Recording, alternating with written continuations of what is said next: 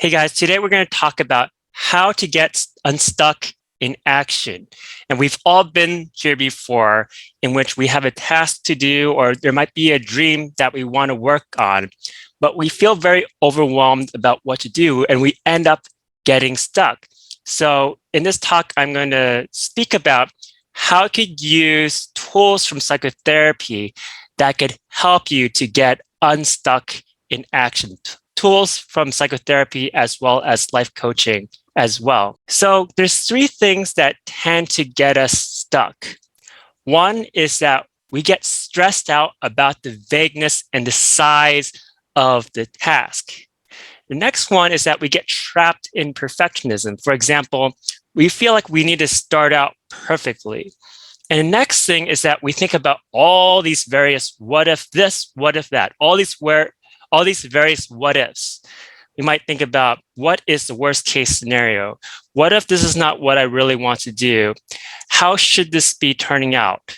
And we get kind of trapped in this line of thinking of all these kind of possibilities. In this talk, I'm going to help you find antidotes to these three things. So what I call these three things is zooming out.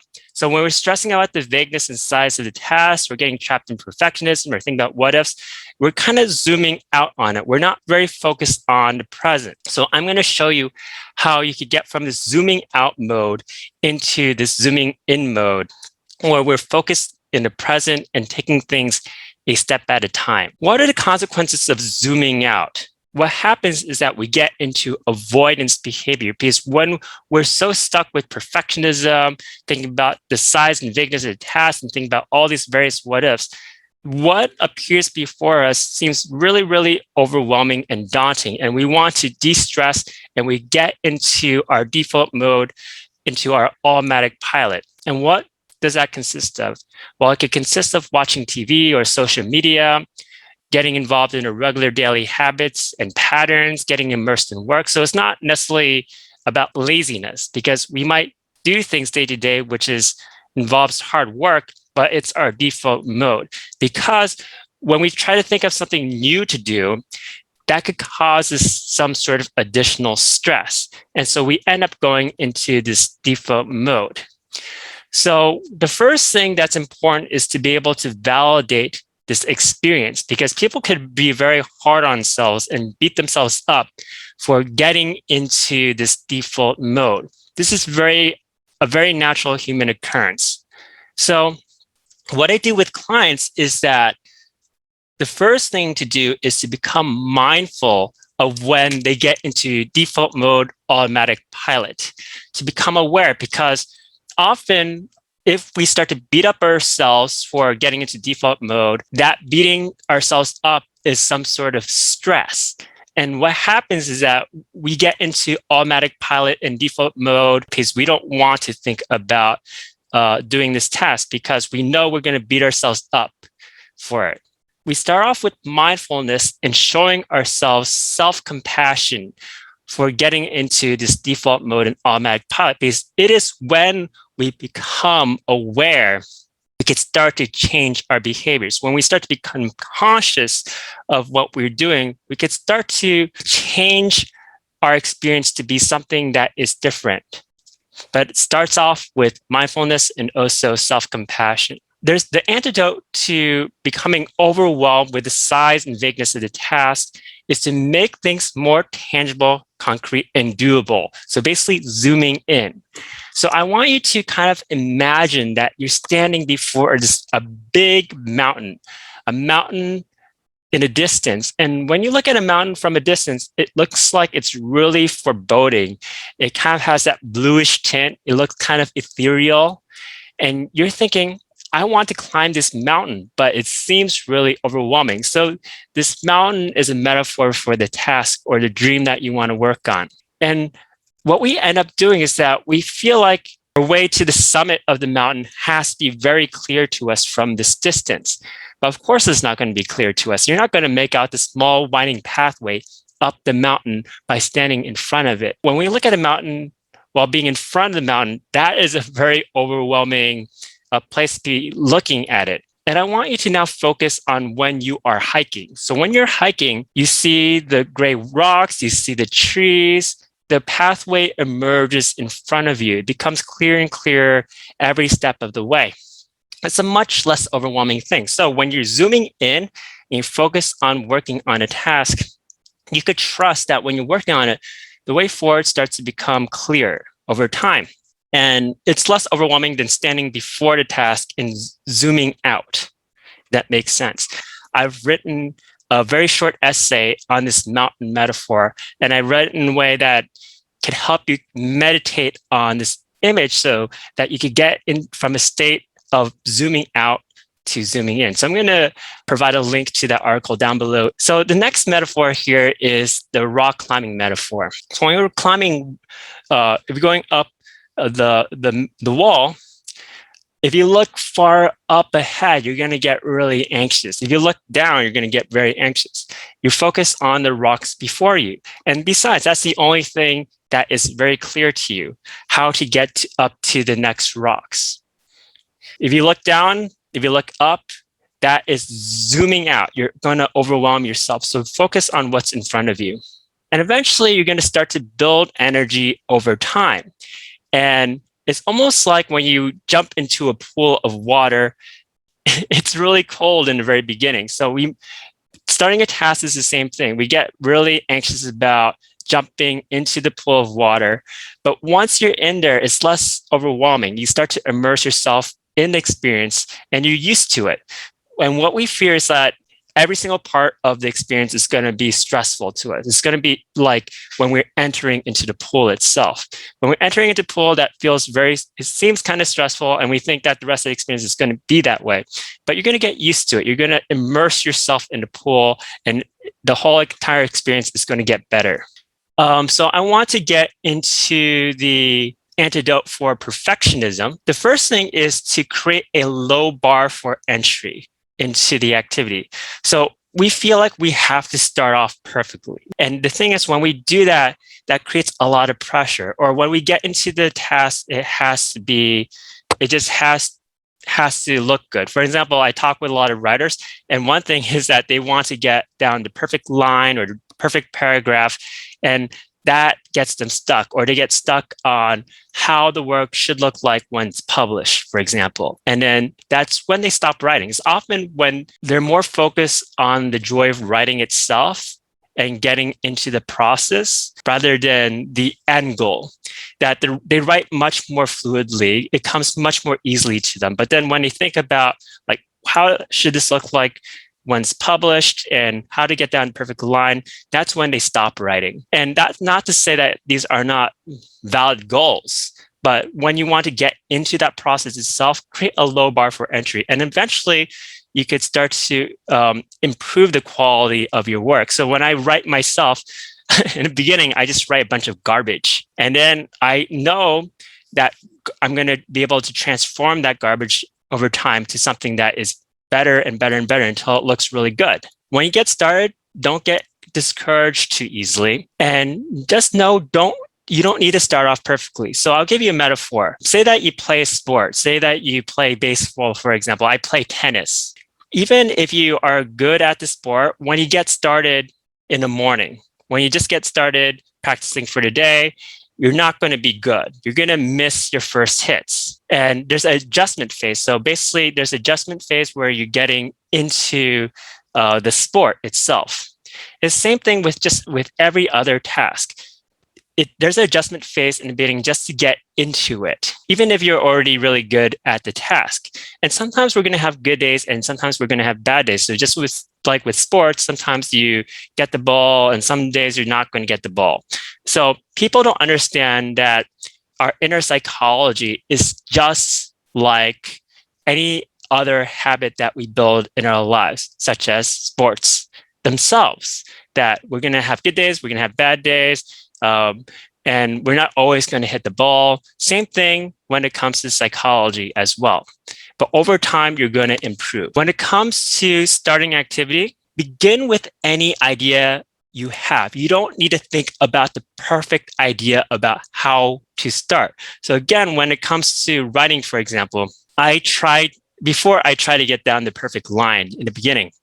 But I realized that when I get immersed in a creative process, my writing just changes over time. And sometimes it's really unexpected. There's no way I would predict how my writing is going to turn out from the beginning. So in that beginning phase, I'm not going to know how my writing is going to turn out. Eventually, when I get immersed in a creative process, that creative process takes up a life of its own. And eventually, and I'll when I look at the things I'm very pleased with in terms of my creations, there was no way I was going to predict how it was going to turn out when I was in the process itself, especially from the beginning. So in the beginning, we think we need to have this perfect idea about what we should be doing. And I have to work myself there. But with most things, it's a process. And eventually along the way, you find some additional clarity and you kind of you work your way through, and eventually you get to the end, and the end is not what you thought it's going to be. The next thing, and again, this is to address perfectionism. You find any way to start. You start from any starting point, and you initially go for 70%. So instead of going for 100%, go for 70%. This is not saying in the end you're going to produce some low quality work. You could always go back and you could revise later. So you go 70% of the way. And then later on, you can start to go 85% of the way. And this is actually what top performing athletes do. Because when they're focused on going 100%, they actually do worse, because thinking 100% takes you out of the process, because it's a lot of pressure to think about how to do something 100%. Instead, they actually do better when they go 85% of the way, because they're more focused on the form. They're more focused on the process and doing the process right. So, and I find this for myself when I don't set that 100% bar, I'm more focused on the process itself of doing it right. And I actually end up doing better work than when I think I have to do this 100%, I have to do this 100%. A good way to get into doing something is to build a mini habit. So you find basically building a mini habit is finding any way you can get into doing a new behavior. So say that is exercise. There's a lot of people who tell me they want to exercise, but they don't end up exercising. Even if they say, I'm going to set aside 20 minutes for exercise, that doesn't seem like much. 20 minutes a day, that doesn't seem like much, but they don't end up doing it. So you have to start smaller than that. So one thing that I tell them to do is, why don't you just do one push-up 4 days of the week? And they say one push-up, that's not going to do anything. That's not going to make me healthy. But the thing is, the whole point of the mini habit is to get ourselves out of that default mode where we're doing things the same way over and over again every single day.